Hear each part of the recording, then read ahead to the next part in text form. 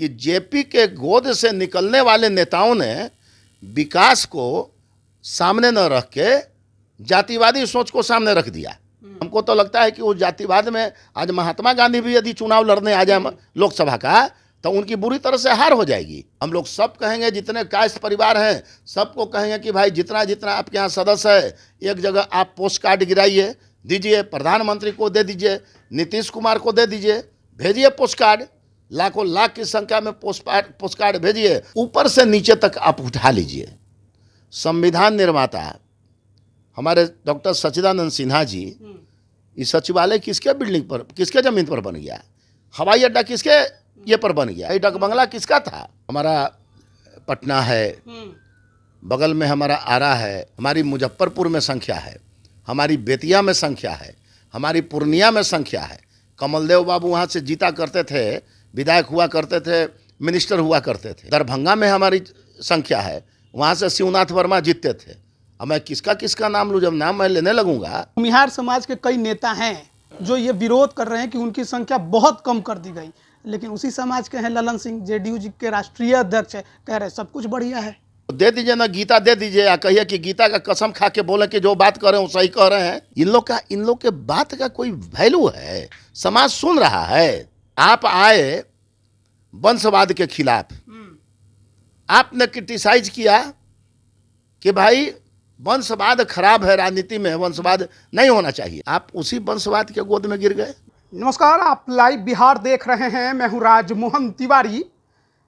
आगामी 2024 लोकसभा चुनाव को लेकर देश भर में पक्ष और विपक्ष दोनों खूब तैयारी कर रहे हैं, लेकिन बिहार की राजनीति अभी जाति पर जाकर टिक गई है, क्योंकि बिहार सरकार ने जातीय गणना का रिपोर्ट सार्वजनिक कर दिया।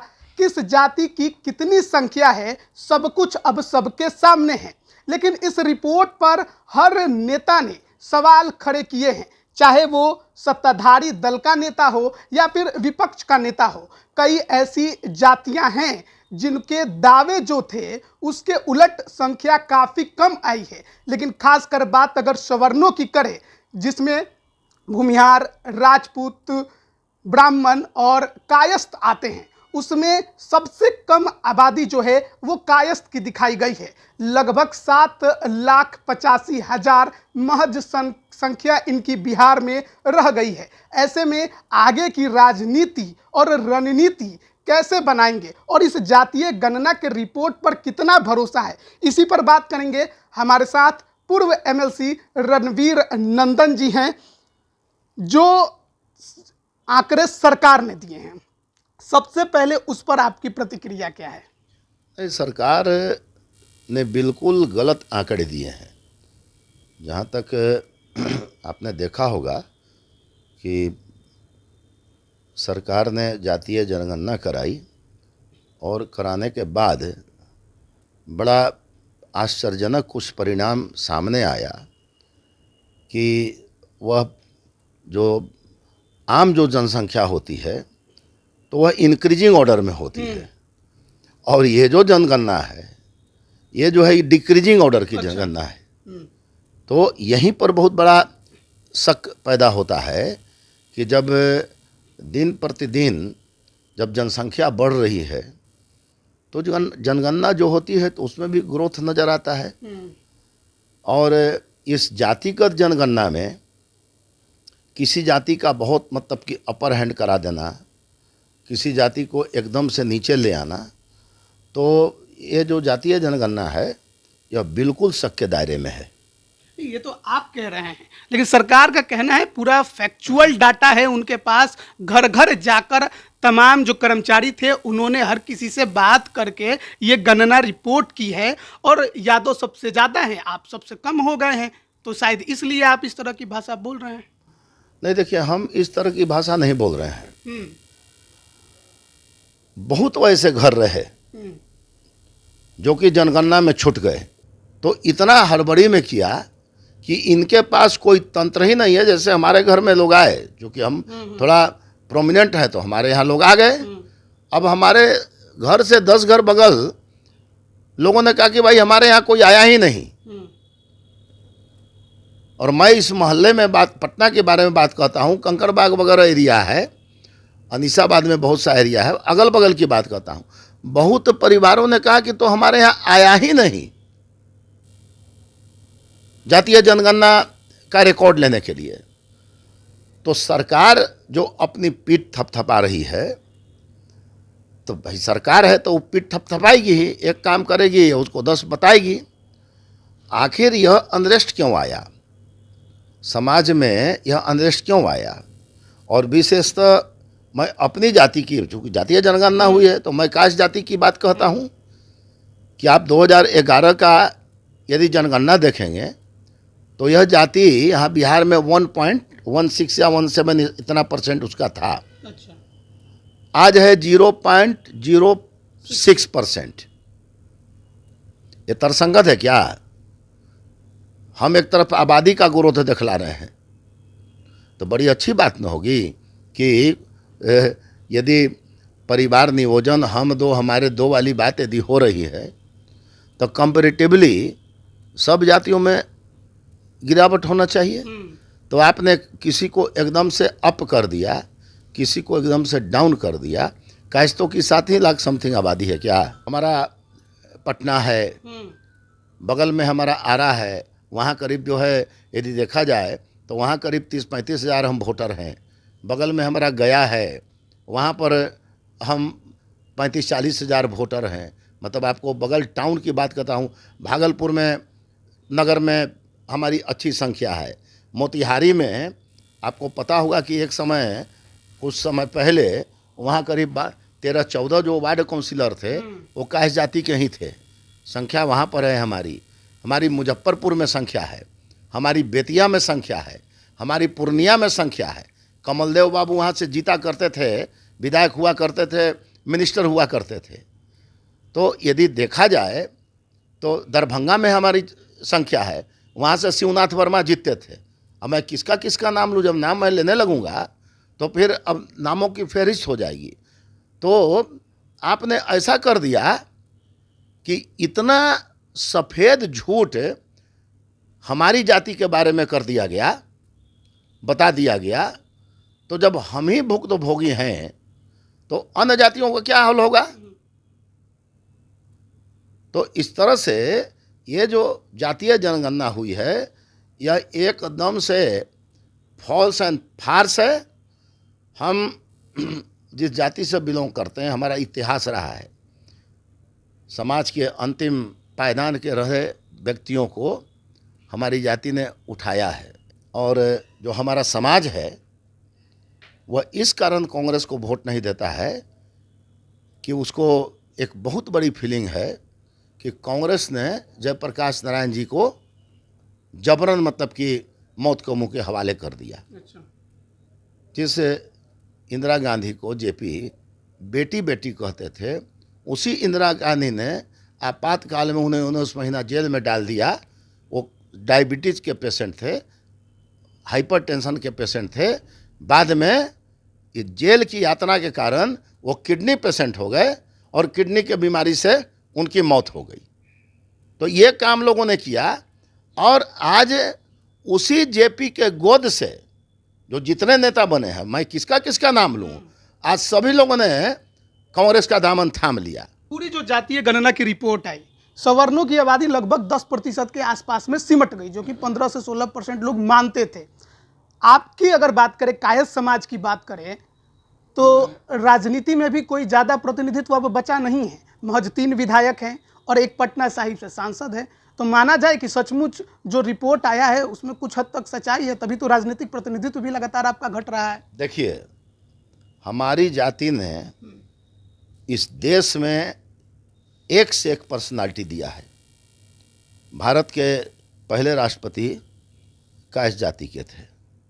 अब जब जाति की बात आती है तो यह बोलने में अच्छा हम लोग को नहीं लगता है, लेकिन लोगों ने, मैंने क्या कहा कि जेपी के गोद से निकलने वाले नेताओं ने विकास को सामने न रख के जातिवादी सोच को सामने रख दिया। विकास जो है कि समग्र विकास किया जाता है, जब सरकार की कोई योजना चलती है, अमीर हो या गरीब हो, सब पर वो योजना लागू होती है। कि दो तरह की राजनीति होती है, एक जनरल पॉलिटिक्स होती है, एक पर्सनलाइज पॉलिटिक्स होती है। तो जो जनरल पॉलिटिक्स जो लोग कर रहे हैं वो राष्ट्रहित की बातें कर रहे हैं, और पर्सनलाइज पॉलिटिक्स वाले वो राष्ट्रहित की बात नहीं कर रहे हैं, अपने हित की बात कर रहे हैं। अब आप समझिए, आप आए वंशवाद के खिलाफ, आपने क्रिटिसाइज किया कि भाई वंशवाद खराब है, राजनीति में वंशवाद नहीं होना चाहिए, राजनीति में जातिवाद नहीं होना चाहिए। आप उसी वंशवाद के गोद में गिर गए। आप ऐसे समझिए, मैं प्रत्यक्ष रूप में तो मैं नहीं बोलता हूँ, मतलब सबकी इज्जत करता हूँ।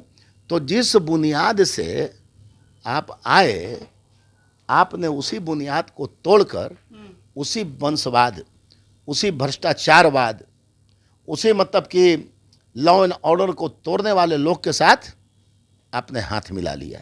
एक तरफ भूमिहार समाज के कई नेता हैं जो ये विरोध कर रहे हैं कि उनकी संख्या बहुत कम कर दी गई, लेकिन उसी समाज के हैं ललन सिंह, जेडीयू जी के राष्ट्रीय अध्यक्ष है, कह रहे सब कुछ बढ़िया है। अरे भाई, तो उनके विषय में तो हमने पहले ही बता दिया है, अब उनके विषय में हम कितना ज़्यादा बतावें। उनको दे दीजिए ना, गीता दे दीजिए, या कहिए कि गीता का कसम खा के बोले कि जो बात कर रहे हैं वो सही कह रहे हैं। उनको गीता दे दीजिए, भाई हम लोग का धर्म ग्रंथ है, और उस गीता को पकड़ा दीजिए, और कहिए कि भाई जो आप बात बोल रहे हैं वो मन से गीता पकड़ के आप बोल दीजिए। हम समझ जाएंगे कि भाई मतलब कि वो मन से बोल रहे हैं कि ऊपरी आवरण से बोल रहे हैं। इन लोग के बात का कोई वैल्यू है, समाज सुन रहा है, कोई वैल्यू रहे तब ना। हम यदि कह दें कि ये जो जातीय गणना हुई है और कास्ट जाति को 7 लाख समथिंग दिखलाया गया, जो सही हुआ है, तो मेरी जाति मानेगी? वो कल हो के हमको कहे कि अरे बाप रे बाप, इससे बड़का तो तनखैया नेता कोई हो ही नहीं सकता है। तो उनको भी लोग तनखैया नेता पूछता है। अच्छा, पटना साहिब में कहा जाता है कि 4 लाख से 5 लाख आप वोटर हैं, लेकिन पूरे बिहार में आपकी आबादी ही 7 लाख दिखाई गई है। तो क्या माना जाए, आप लोग इस पे क्या करेंगे? क्या कायस्थ समाज का कोई बैठक होगा या कुछ इस पर आप लोग करेंगे? निश्चित रूप से प्रतिकार करेंगे। हमारे सांसद, पटना के सांसद रविशंकर प्रसाद जी ने ये प्रथम व्यक्ति रहे जिन्होंने आवाज़ उठाकर कहा कि कायस्थों की जनसंख्या को गलत दिखलाया गया है, गलत जनगणना। जरूर प्रतिकार करेंगे। आप देखते, बिहार में फिर भी आप देख, बिहार अब तो हमने तो कह दिया कि जब 2011 की जो जनगणना थी, उसकी रिपोर्ट तो सार्वजनिक हुई नहीं थी। नहीं हुई थी, लेकिन तब भी जो डाटा आए थे, तो वो डाटा में मतलब कि निश्चित रूप से हम लोग भी, तो अब कैसे आपको सुनील पिंटू जी ने कहा कि भाई हम अपने तरीके से जनगणना कराएंगे, कितना वैश्य समाज है, तो हम लोग भी कम से कम अपने तरीके से जनगणना कराएंगे। हम लोग सब कहेंगे, जितने कायस्थ परिवार हैं सबको कहेंगे कि भाई जितना जितना आपके यहाँ सदस्य है, एक जगह आप पोस्ट कार्ड गिराइए, दीजिए, प्रधानमंत्री को दे दीजिए, नीतीश कुमार को दे दीजिए, भेजिए पोस्ट कार्ड, लाखों लाख की संख्या में पोस्ट कार्ड भेजिए, आपकी जाति का जो है एक निश्चित काउंटिंग निकल जाएगा। और इसके लिए जो काम इन्होंने किया है, इसके लिए निश्चित रूप से हम लोग जेपी की जो मूर्ति है, प्रतिमा है, हम लोग विशाल धरना करेंगे और हम लोग उजागर करेंगे कि साजिश के तहत हम लोग की जनसंख्या को कम दिखलाया गया है। साहब, आप यदि देखिएगा हमारे जाति में, आप महापुरुषों की आप संख्या देखिए। मैं बार बार कहता हूं कि महापुरुषों को जातियों में बांधना ठीक नहीं है, लेकिन इन लोगों ने जो काम किया, आप ऊपर से नीचे तक आप उठा लीजिए। संविधान निर्माता हमारे डॉक्टर सच्चिदानंद सिन्हा जी, इस सचिवालय किसके बिल्डिंग पर, किसके ज़मीन पर बन गया? हवाई अड्डा किसके ये पर बन गया? हम लोगों ने सदन में आवाज़ उठाया कि सच्चिदानंद सिन्हा जी के नाम पर ये डकबंगला चौक को जो है, ये डकबंगला किसका था? तो सच्चिदानंद सिन्हा जी के नाम पर इसको डकबंगला चौक को बदल के उनके नाम पर रख दिया जाए। कहाँ सरकार ने सुना? सरकार और आज जातिवाद जो सरकार फैला रही है, तो हमको तो लगता है कि उस जातिवाद में आज महात्मा गांधी भी यदि चुनाव लड़ने आ जाए लोकसभा का, तो उनकी बुरी तरह से हार हो जाएगी। एक आखिरी सवाल है आपसे, जेडीयू तो अब आपने छोड़ दिया है, कल बीजेपी की सदस्यता भी आप ले लेंगे, पूरे जोर शोर के साथ जबरदस्त तरीके से आप तैयारी भी खूब हो रही है उसके लिए, लेकिन क्या ये जातीय गणना का जो रिपोर्ट है 24 में इम्पैक्ट डालेगा का? क्या INDIA गठबंधन के सामने बीजेपी को नुकसान उठाना पड़ेगा? मैंने उस समय भी कहा था कि बिहार की सभी लोकसभा की सीट पर NDA गठबंधन जीतेगा। 2025 में NDA गठबंधन बिहार में अपनी सरकार बनाएगा और इनका दिवा स्वप्न है, यह इनका फाइनल स्टेज चल रहा है कि समाज को कैसे बांटो और कैसे अपना राजपाट फैलाओ, ये चल रहा है। कहाँ एकता है? बड़ा लोग उछल रहे थे इंडिया गठबंधन, अभी भी बहुत सा आ रहा है जातीय गठबंधन से बिहार के नेता में और बाकी लोगों में बड़ा वर्चस्व आ गया। ये सब कभी होने वाला है, एक होने वाले हैं ये लोग। अच्छा, मतलब ये टूट जाएगा, ये कभी एक होंगे, नहीं हो पाएंगे। जरा सा इंटरेस्ट क्लैश करेगा इनका अपने आप ही भग काटा हो जाएंगे। इनका देखते चले ना, अभी जो भी चल रहा है तो है कि 24 का चुनाव जीतना, ज्यादा से ज्यादा सीट। तो हमको तो लग रहा है कि 24 के चुनाव में भारतीय जनता पार्टी जो है ना, अभी जितनी सीट है ना, उससे और मान के चलिए कि 20-30 सीट जो है उसका प्लस होगा, माइनस नहीं होगा। अच्छा, पूरे देश भर में? पूरे देश भर में। बिहार का क्या? तो बिहार के तो बहुत, बिहार का तो जो बिहार के बारे में तो हमको लगता है कि थोड़ा बहुत जो पॉलिटिकल एनालिस्ट हैं, प्रशांत किशोर जी का भी मैं बड़ा ध्यान से सब चीज़ पढ़ते रहता हूँ, तो पॉलिटिकल एक्टिविस्ट हैं, आज सफल हैं। बिहार में भी वो सफल रहे, वो बंगाल में भी सफल रहे। हमको लगता है कि उन्होंने जो भविष्यवाणी कर दी है वही भविष्यवाणी सही नहीं हो जाए। तो सत्ताधारी दल है, उन्होंने कहा है कि 4-5 सीट से ज़्यादा इनको मिलने वाला नहीं है। अच्छा, ये तो महागठबंधन को पहले तो उन्होंने जदयू के भविष्यवाणी की है। अच्छा। उसके बाद में महागठबंधन आता है। जदयू वो फर्स्ट पार्टी है, तो हमको लगता है कि जो उन्होंने भविष्यवाणी की है तो कुछ ना कुछ रियलिटी होगा, तभी भविष्यवाणी उन्होंने की होगी।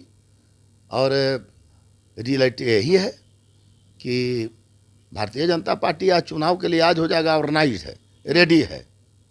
और लोगों को आप देख लीजिए उनकी क्या स्थिति है। बहुत बहुत धन्यवाद आपका हमारे साथ जुड़ने के लिए। तो हमारे साथ जेडीयू के पूर्व MLC और कल बीजेपी की सदस्यता ग्रहण करेंगे रणवीर नंदन जी थे। जो जातीय गणना की रिपोर्ट सार्वजनिक बिहार सरकार की तरफ से की गई थी, सवालिया घेरे में है। तमाम समाज के नेताओं ने उस पर सवाल उठाए हैं, लेकिन कायस्थ समाज की जो आबादी दिखाई गई, लगभग 7,85,000 पूरे बिहार में, कितनी सच्चाई है इसमें, क्या कुछ है, इसी पर जानने के लिए हम इनसे बात कर रहे थे। साफ तौर पर कहना है कि इस गणना की रिपोर्ट को हम नहीं मानते हैं और आगे इस पर जरूर कुछ ना कुछ बड़ा फैसला भी होगा। बने रहिए लाइव बिहार के साथ। आप सभी का बहुत बहुत धन्यवाद। लाइव बिहार YouTube पर सब्सक्राइब और Facebook पर लाइक जरूर करें।